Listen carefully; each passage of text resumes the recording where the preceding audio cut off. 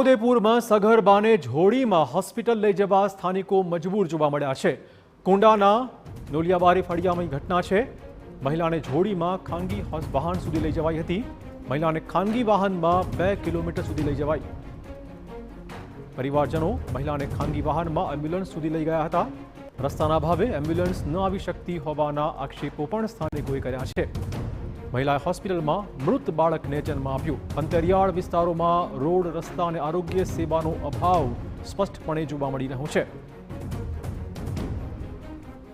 તો દ્રશ્યમાં જોઈ શકાય છે કેવી રીતે આ સગર્ભા મહિલાને લઈ જવાઈ હતી। નડિયાબાર ફળિયામાં ગર્ભવતી મહિલાને દુખાવો ઉપડ્યો હતો તો અમે જાતે લાકડાની જોડી બાંધીને એને 1 કિલોમીટર સુધી ઉચકીને લઈ ગયા, કારણ કે અમારા ગામમાં એમ્બ્યુલન્સ આવી શકતી નથી, રસ્તાની સુવિધા નથી।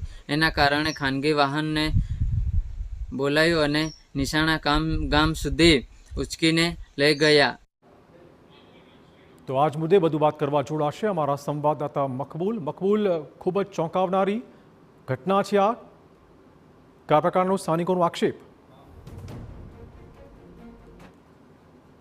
અંતરિયાળ વિસ્તાર છે, ખાસ કરીને જોવા જઈએ તો આ ડુંગર વિસ્તારના જે લોકો છે અહીં ઘડી રહેતા હોય છે, તેઓ ખાસ કરીને જે આરોગ્ય સેવા તેમને મળતી નથી તેને લઈને ડુંગર વિસ્તારના જે કાચા રસ્તાઓ છે, કાચા રસ્તાઓને કારણે લઈને એ લોકોને 3 કિલોમીટર ચાલતા જવું પડતું હોય છે।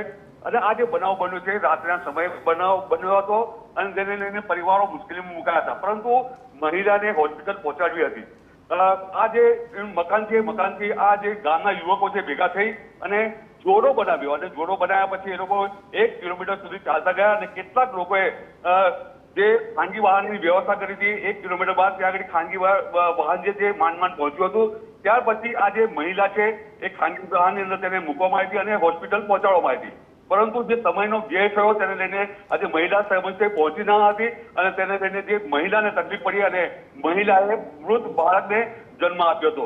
આ એક બનાવ નથી, વારંવાર આ વિસ્તારની અંદર બનાવ બનતા હોય છે। તંત્રમાં વારંવાર રજૂઆતો કરી છે, પરંતુ આ જે વિસ્તારના લોકોને રોડ રસ્તાની સુવિધા મળી નથી અને આ જે વિસ્તારની અંદર કાચા રસ્તા છે એ કાચા રસ્તાઓને લઈને આ વિસ્તારના લોકો આદા વેઠી રહ્યા છે। જી, ધન્યવાદ મકબૂલ તમામ જાણકારી બદલ।